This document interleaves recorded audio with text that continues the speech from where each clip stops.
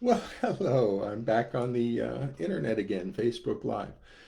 So, in this particular section of Facebook Live, I want to touch on an issue that I will get into much more later on, but it is currently active, and so I wanted to highlight this issue so that as symptom features emerge into the general surround, people can recognize them as symptom features and start to make the connections.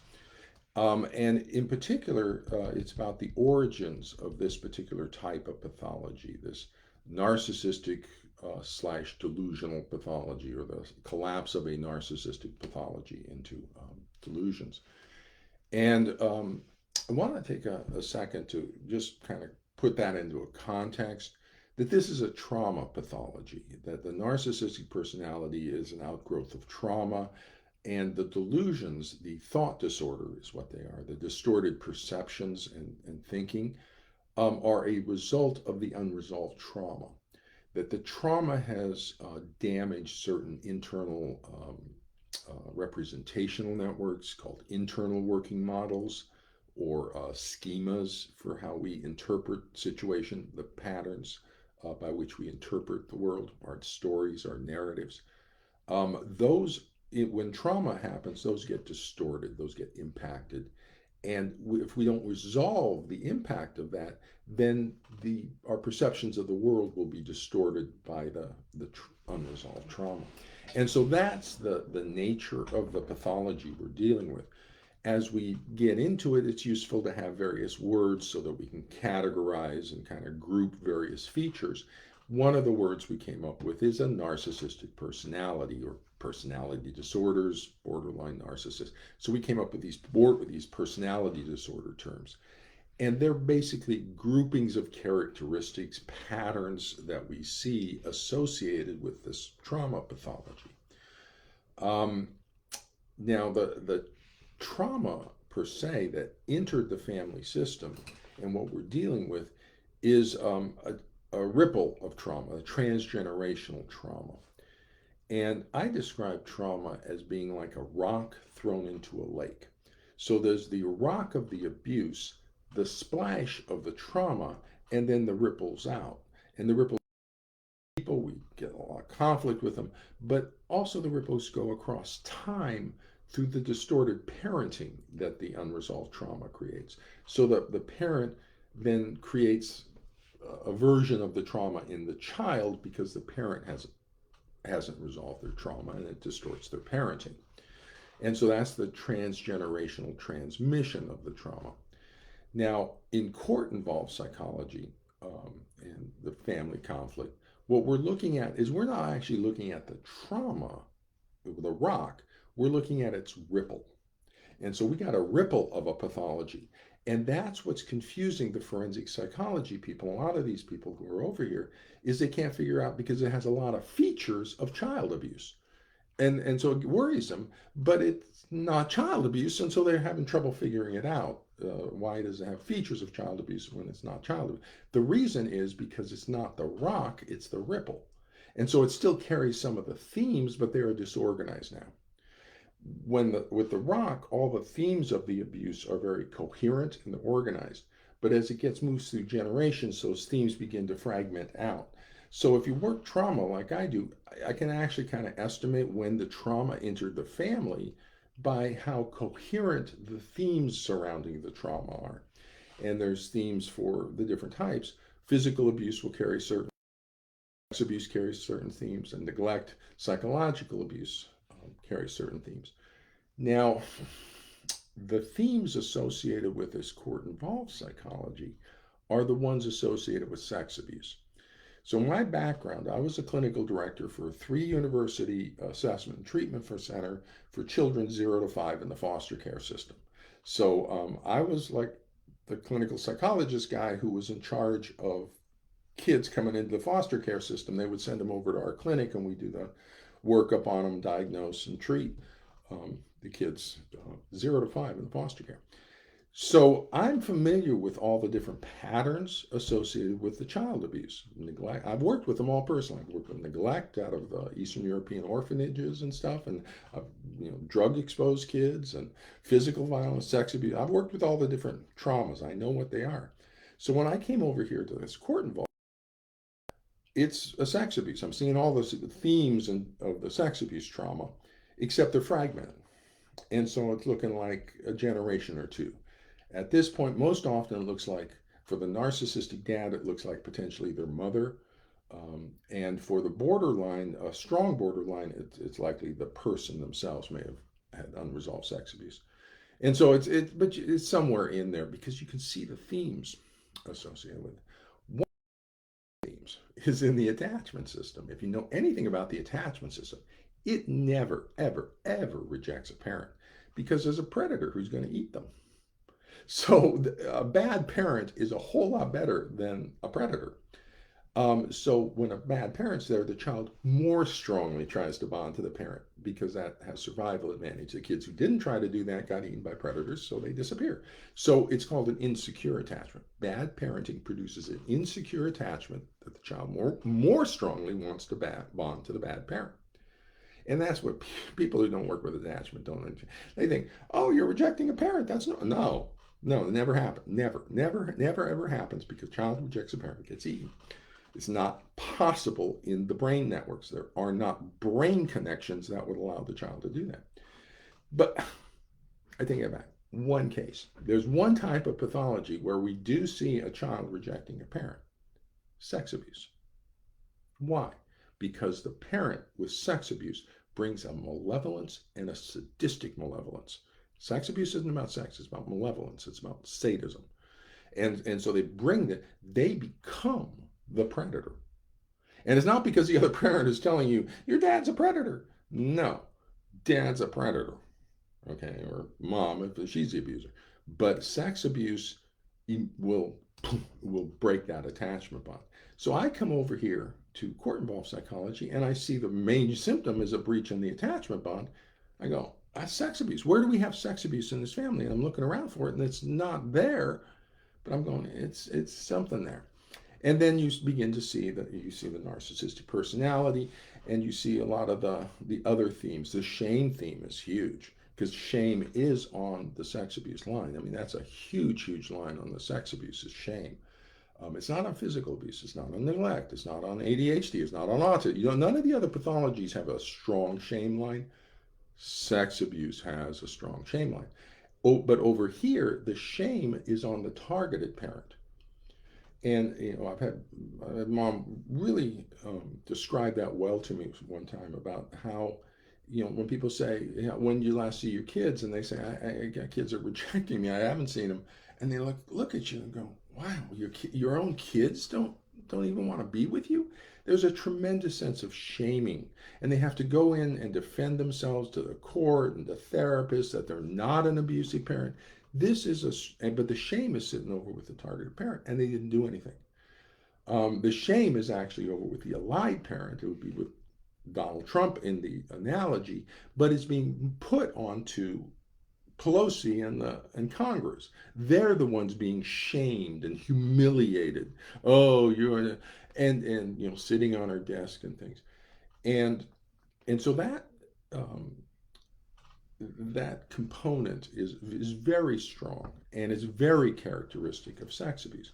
Now, let me share with you a little bit of how that symptom displays itself.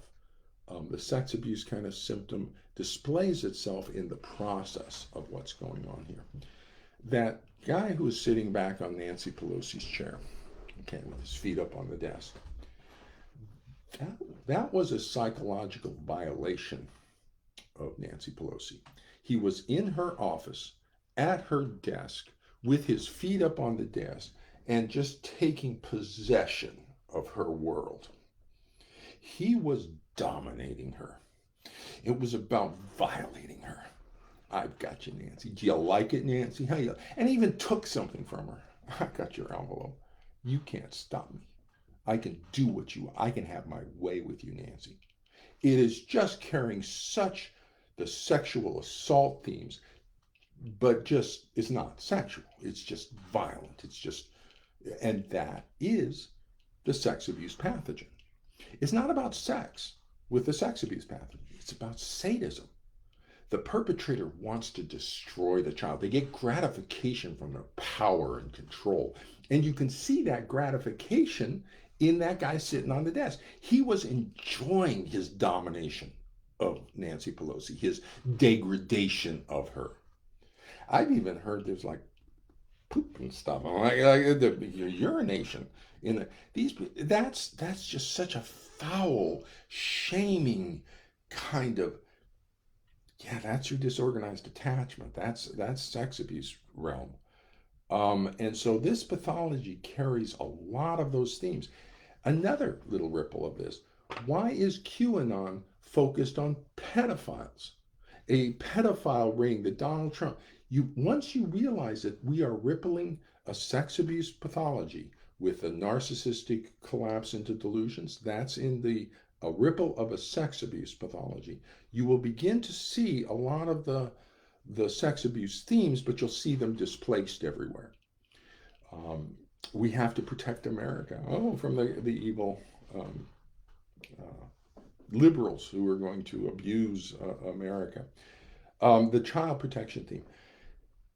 Part of the trauma, reenactment of trauma, or of how we process it, is if we don't bring it into consciousness, if we don't deal with our trauma, then it will be expressed unconsciously. And what you are currently seeing with the trauma that we all have experienced with the violation of our capital. And it's like somebody burglarized your home, and you come home and you feel like somebody's been there. They've been in your personal stuff. You've been violated, and you feel soiled by the violation. Yeah, this is sex abuse. We have been violated, and part of that trauma that we're dealing with right now is trying to bring it into consciousness. And that's what all this discussion about accountability is about. It's the accountability is a way of processing the trauma we have experienced by bringing it into consciousness and moving it to resolution. Because right now it's unresolved trauma. We've just been violated and there's been nothing we can do about it. And so closing that, no, we are empowered because we have had our power taken away, just like in rape or sex abuse or anything else. We have been disempowered by the violation of us. And so part of the therapy is to re-empower the victim. And so that's what the impeachment is going to do, and so all of that stuff, and then re-empowerment against the allies and stuff. And so that's what you will see with this accountability is a desire to heal that trauma within us. There's been a breach. You look at Edtronic, breach and repair. That we're now in the repair phase of the breach is huge, and the repair will require empathy from the Republicans to the Democrats. That's not going to happen, so that's not going to be repaired. It might be a little bit, but it's going to hit 2024 and likely 2028 before we start to actually get a handle on our neighbors, because this is a shared delusion amongst our neighbors. And that hasn't dawned on us prior to now, that we thought there were political parties out there and we didn't realize it's the co-worker next to us until, hey, that's the firefighter from our division up on the Capitol. These are people that live among us. Interesting synchronicity on the game. And so the sex abuse component of the pathology creates the shame lines. And you can see the shame lines are starting to emerge and recorrect. Because the pathology, the unresolved sex abuse, there's a deeper part of ourselves, reference Jung on the self, the psyche, that seeks to heal us, that wants us to heal. And that our unconscious is not just a place that we throw stuff like a garbage can. It's actually a place of mind and a place that is trying to get us to be healthy and trying to keep our conscious area kind of regulated. And so when we get out of whack, our unconscious tries to help us out. And with this pathology being so out of whack, they're out of connection with the rest of the world.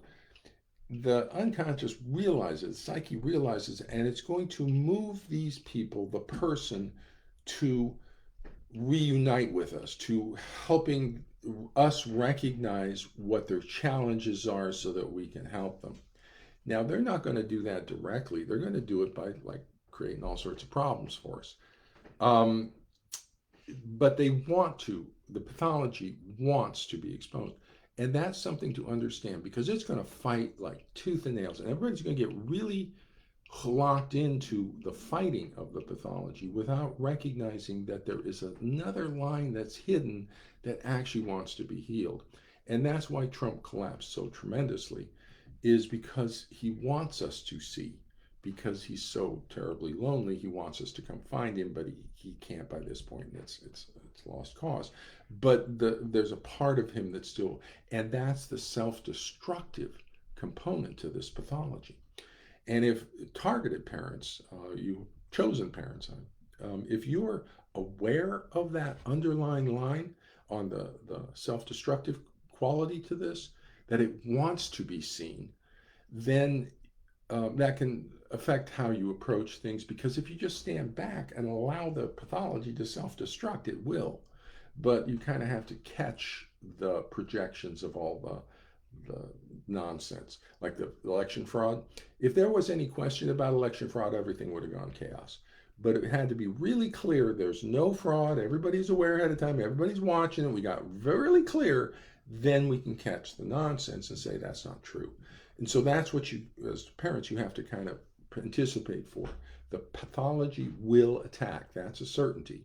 And so you have to be prepared for its delusional attacks and catch them of reality, and to show the mental health people, the judges. But also the mental health people need to get up to speed on the pathologies. The assessment for a delusional disorder, thought disorder, is a mental status exam of thought and perception. It's a structured way of kind of sweeping the frontal lobes of thought and perception, executive function systems. And it's a very structured way to do that. And you will locate the delusion. You can pull it out in the site. You need to look at it. If I'm talking to one of these QAnon people, I'll pull it out and take a look at it, and we can look at its features. And I can rate it on scales. I can rate it on the BPRS or the PANS or something. Because we don't make diagnoses of delusions based on history. We take it out and take a look at it. That's a mental status exam of thought and perception. That's how you pop it out. And when I'm doing it, generally, if I'm just like in clinical practice, the person never even knows I've just taken a look at the delusion. I can just like open up their head, talk out the delusion, take a look at it, put it back in, close them up. And they're none the wiser that I've just like gotten their delusion, because they're delusional. They believe it.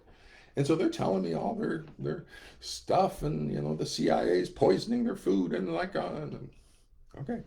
And so that's now with everybody right now, clinical psychologists, I see where we are now, and I know where it's going to have to go, which is everybody right now is worried about Article 25 on Trump. Should we invoke Article 25? That's pointless. Diagnosis guides treatment. That's what everybody needs to understand. Diagnosis guides treatment. There is no reason to remove Trump from power unless we have a diagnosis. Is he delusional? Maybe. Impeachment, that's a political thing, but not Section 25 or Article 25 unless we have a diagnosis. Do we have a diagnosis of a medical problem that wipes him out, or do we have a diagnosis of a psychiatric problem that wipes him out? Everybody's worried about him being delusional. Well, let's get it assessed. Let's get 3 psychiatrists out of Harvard, Yale, and Princeton. You know, pick your 3 schools, but get your 3 of your top psychologists come in, do a clinical interview, mental status exam of thought and perception, and get a 3-part diagnosis as to whether or not this person is delusional, to what extent they're delusional, and what is the likely consequences of the delusion. Get it assessed. My goodness gracious, a mental status exam of thought and perception. Write up a report, 3-panel report. Keep it confidential. Turn it over to the medical team at the White House or something, and make your decisions. But that diagnosis guides treatment. In the courts, In politics, and everywhere. This is a pathology that people need to start understanding. We're in healthcare now. We're not in politics world. We're not in the legal world. We're in healthcare world. This is a pathology. That means it's diagnosable. Let's get it diagnosed, and if possible, treated. At least if we can't get it treated, let's get ways of containing it so it doesn't abuse our nation. He's got nuclear launch codes, we're not going to get in trouble. But also in court, that we don't abuse the child. Because right now, you've just seen the Capitol kind of chaos. In court involves psychology. It's always that way.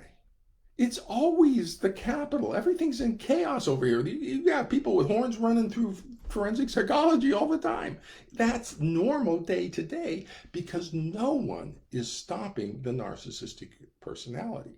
I'm trying to. Dorsey tried. A few people are trying to, but we're running into the flying monkeys and we're running into forensic psychology doesn't want to stop it.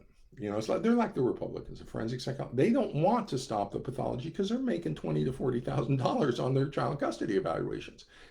I'm just coming along and saying I can return an evaluation on you in 2 to 4 weeks for around $2,500.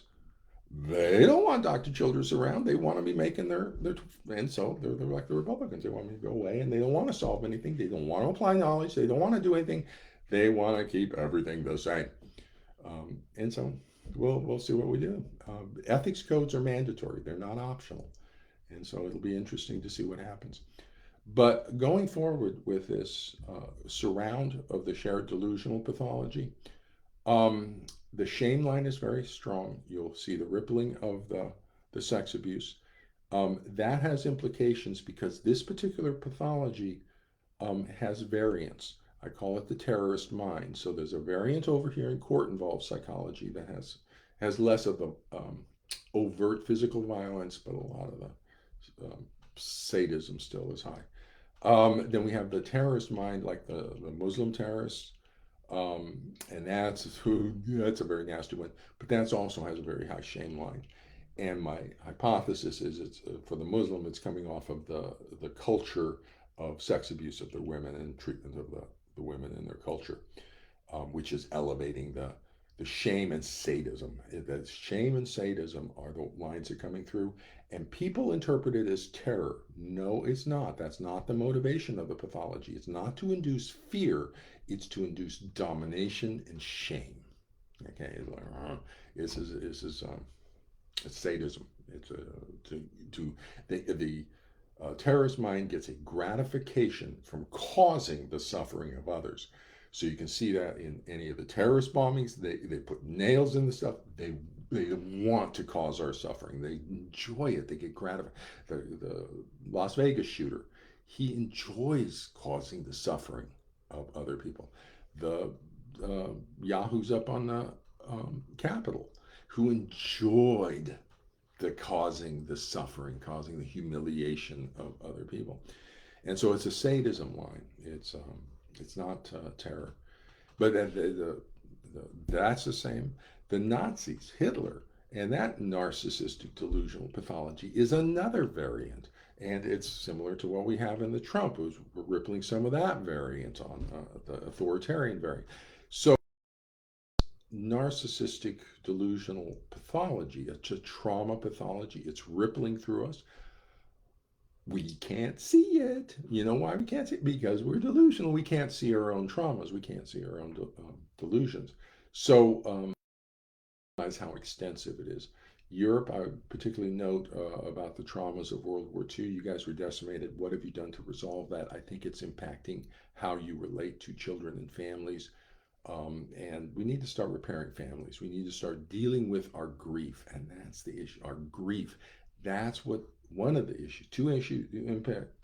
Two systems get impacted by trauma: empathy and sadness. Those are the two big ones that are really distorted: empathy and grief. And it's the grief we have to. In court-involved family conflict, the way we get the grief open is we restore the bond. Because right now there's huge grief in the child. And once we restore the bond, we drop that grief huge, and that's going to ease up a lot of stuff. So the first thing we have to do is protect the child. Diagnosis guides treatment. This child abuse. Protect the child, restore the bond. The grief will go down. There we go. And in the broader social surround, look to the grief, look to the shame, various lines. But you'll get around to it. So that was my Facebook Live talk on the sex abuse ripple of this particular form of pathology.